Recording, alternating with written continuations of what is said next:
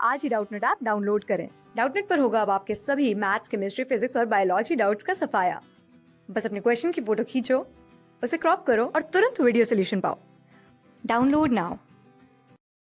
सो इस क्वेश्चन में देखिए वो क्या बोल रहा है that what indicators will be suitable for the following acid based titrations. तो हमें ये 3 एसिड बेस्ड टाइट्रेशंस दी हैं और हमें बताना है कि हम तीनों के लिए कौन सा इंडिकेटर सुटेबल रहेगा। तो फर्स्ट टाइट्रेशन है, इसमें है हमारे पास HCOOH जो कि हमारे पास होता है फॉर्मिक एसिड या फिर मिथेनोइक एसिड। इसकी हम टाइट्रेशन कर रहे हैं NOH के साथ। अब जो फॉर्मिक एसिड है ये हमारा एक वीक एसिड है, ठीक है, और NOH है आपका स्ट्रॉन्ग बेस है। तो हम बेसिकली हमारी जो टाइट्रेशन हो रही है वो weak acid versus strong base के बीच में हो रही है।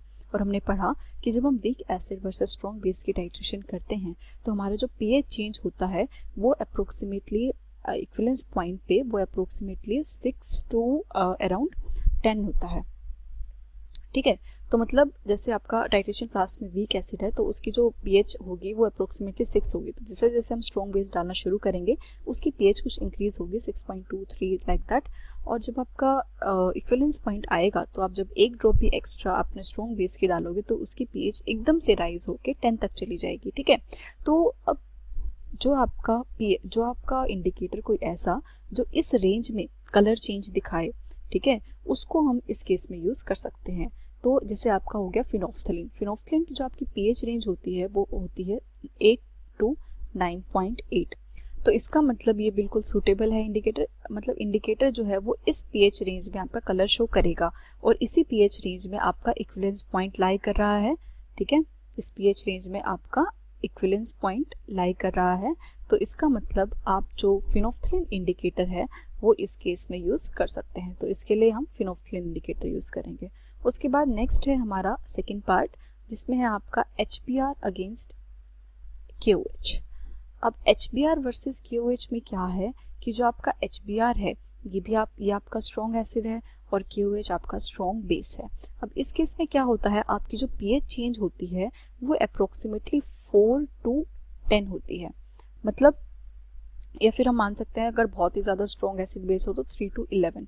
तो हम तो मतलब क्या, मतलब आप जब आपके पास टाइट्रेशन फ्लास्क में HBr है और आप उसमें बेस ऐड करना शुरू करते हैं तो कुछ बेस तो न्यूट्रलाइज हो जाता, कुछ एसिड तो न्यूट्रलाइज हो जाता है, लेकिन अभी भी एसिड है आपके पास तो उसकी pH में कुछ ज़्यादा चेंज नहीं आता। 3.1 2 3 4 ऐसे करके अप्रोक्सीमेटली वो 4 तक जा सकती है बस।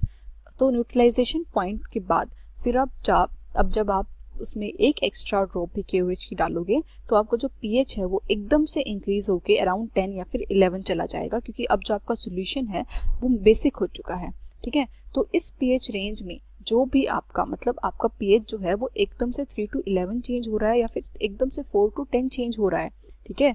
तो अब इस pH रेंज में जो भी आपका इंडिकेटर लाई करेगा वो हम इस टाइट्रेशन में यूज कर सकते हैं, ठीक है।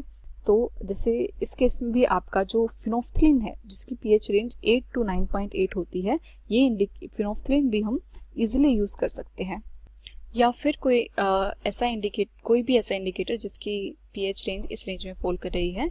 तो जैसे कि हो गया हमारा मिथाइल रेड की जो pH रेंज होती है वो होती है 4.2 to 6.3, ठीक है।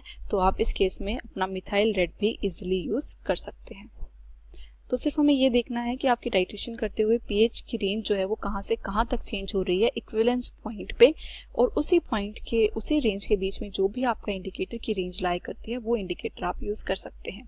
अब जैसे आपका है थर्ड और लास्ट क्वेश्चन जिसमें ये आपके पास दिया है NH4OH और HNO3। अब NH4OH जो है वो एक क्या है, वीक बेस है, और HNO3 आपका एक स्ट्रॉन्ग एसिड है। तो बेसिकली हम क्या कर रहे हैं, हम टाइट्रेशन कर रहे हैं अपने weak base versus strong acid.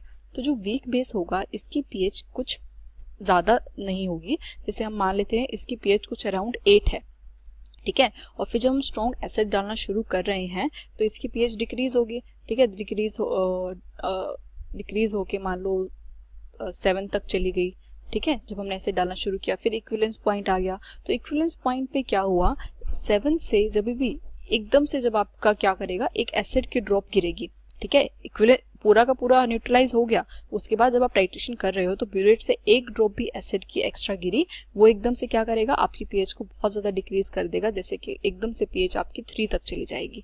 ठीक है, तो वो उस एक ड्रॉप से जो आपका ये चेंज हो रहा है एंड पॉइंट पर, ये आपका क्या है, एंड पॉइंट। ठीक है, तो इस एंड पॉइंट की पीएच जो रेंज है, ये इस पीएच रेंज में जो भी आपका इंडिकेटर लाई करेगा वो क्या कर सकते हैं, हम यूज कर सकते हैं। तो इस रेंज में जो आपका इंडिकेटर लाई करता है, जैसे कि हमारा हो गया मिथाइल रेड। मिथाइल रेड हमने अभी अभी देखा, मिथाइल रेड की आपकी जो पीएच रेंज है वो 4.2 टू 6.3 है, जो इसमें लाई कर रही है। ठीक है, तो हम इस केस में भी मिथाइल रेड यूज कर सकते हैं।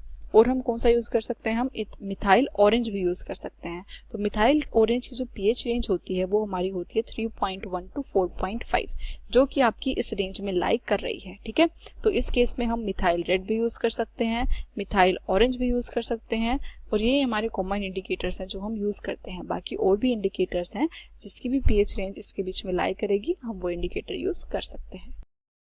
क्लास 6 से 12 से लेके नीट, IIT, जेईई मेंस और एडवांस के लेवल तक 10 मिलियन से ज्यादा स्टूडेंट्स का भरोसा। आज ही डाउनलोड करें डाउटनेट ऐप या व्हाट्सएप कीजिए अपने डाउट्स 8400 400 400 पर।